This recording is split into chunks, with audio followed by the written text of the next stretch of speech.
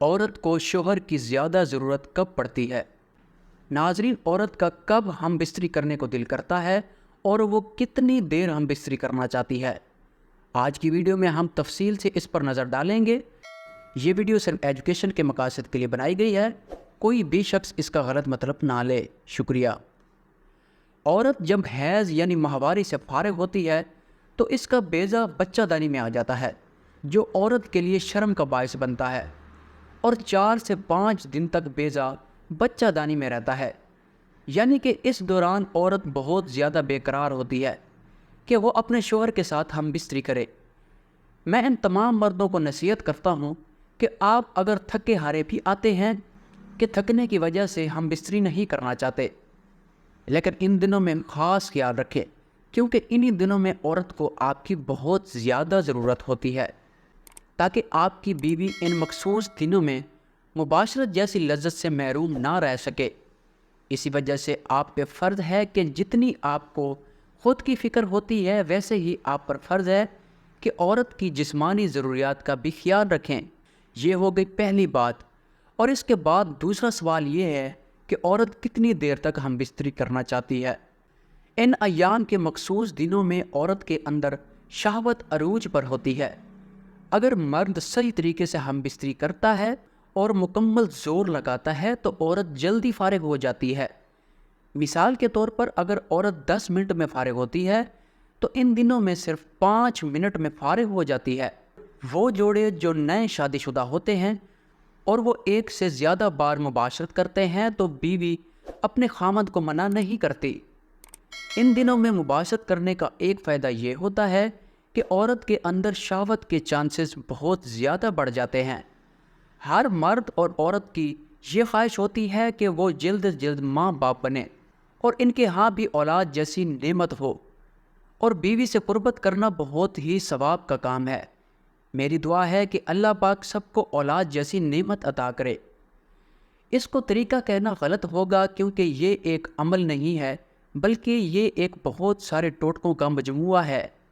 ان سب کی ہمیشہ ضرورت بھی نہیں ہوتی، مختلف ماحول میں مختلف چیزیں کام آتی ہیں، لہٰذا ان کو سمجھ کر اور ان کی پریکٹس کرنی پڑتی ہے۔ اس کی مثال یوں لی جا سکتی ہے کہ جیسے سائیکل چلانا سیکھنا ہوتا ہے۔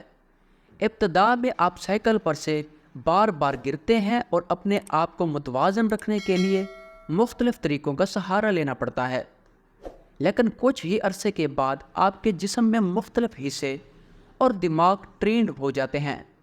اتنے ٹرینڈ ہو جاتے ہیں کہ آپ کو سوچنا بھی نہیں پڑتا کہ کس وقت کیا کرنا ہے، بس مزے سے سائیکل چلاتے جائیں۔ جس طرح تیراکی سیکھنے سے پہلے آپ کو کچھ چیزوں کا سہارا لینا پڑتا ہے، مثلاً ہوا سے بھری جیکٹ کا پہننا اور پول کے کنارے لگے پائپ کا سہارا لے کر اپنے آپ کو پانی میں متوازن رکھنا۔ اس طرح مباشرت کے دورانیے کو بڑھانے کی بھی پریکٹس کی ضرورت ہوتی ہے۔ پریکٹس کی شروعات میں آپ کو کچھ چیزوں کا سہارا لینا پڑے گا۔ جیسے جیسے مباشرت کا دورانیہ بڑھتا جائے گا، ویسے ویسے ان چیزوں کی ضرورت بھی ختم ہو جائے گی۔ مباشرت کے دوران اگر آپ ساری توجہ دخول اور سٹروک پر دیں گے تو بہت جلد انزال ہو جائے گا۔ سیکس کو صرف دخول تک محدود نہ رکھیں، بلکہ اس سے متعلقہ ہر چیز کا پورے طریقے سے مزہ لیں۔ اس سے ایک تو آپ کو مزہ بھی بہت آئے گا اور دوسرا آپ کا ذہن بھی دخول کے ساتھ ساتھ دوسرے کاموں میں مصروف ہوگا، تو سیکس کا دورانیہ بڑھنا شروع ہو جائے گا۔ سب سے پہلے تو بہتر ہے کہ آپ ہلکی پھلکی ورزش کریں اور بیڈ روم میں جانے سے پہلے کوشش کریں کہ شاور لے کر فریش ہو جائیں۔ پھر کمرے کے ماحول پر توجہ دیں۔ اگر ہو سکے تو کمرے میں تازہ پھول لگائیں۔ موتی اور گلاب کے پھول آپ کو اور آپ کی ساتھی کو مسرور کن احساس دیں گے۔ بیڈ کی ایک طرف گلاب کے پھول رکھیں، اور سب سے اہم بات کہ اچھا پرفیوم لگا لیں یا کوئی پرفیوم والی کینڈل جلا لیں۔ ساتھ ہی ٹی وی پر یا ساؤنڈ سسٹم پر اچھا سا کوئی سلو ردم والا میوزک چلائیں۔ ہلکی پھلکی کھانے کی چیزیں یا کوئی فروٹس سائڈ ٹیبل پر رکھیں اور کمرے میں ایئر فریشر چھڑکیں۔